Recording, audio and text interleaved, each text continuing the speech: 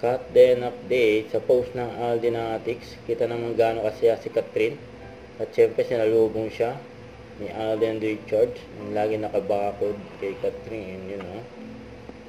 Siyempre pinuntahan agad ni Catherine si Miss Marian Rivera. Siyempre nasa likod si Alden. Yung nakabantay. Ayan o. Kulit pa nga na reaction nila Alden at Catherine dito. Pati si Coco. Nakayuko na lang.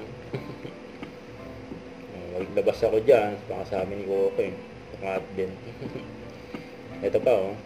Magkasama ang Best Actor, Best Actress at Best Bakod. Yun oh. In one frame. Napasmile si Alden doon at tumingin si Coco kay Catherine. Nakapanga sa likod si Alden kay Prolo. Ayan oh. Bakit pa nga sila eh. Ayan na siya ni Alden, no? Sa likod ni Catherine, sa Miss Marion.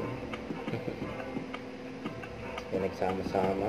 Mga bigating artista. Grabe yun.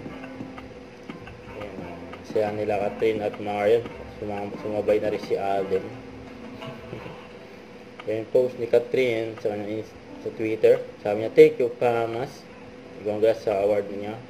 Best Actress. Tapos may dalawang bulaklak sa likod. Kinino yung isa. Yun kaya yung isa, bulaklak. Kaya pa yung post ni John Bill para kay Catherine Bernardo. Maganda ng outfit ni Catherine, naka all white. Congrats kay Catherine, Best Actress sa Pamas Award, you know. Yan sila ni Catherine eh. Yun po.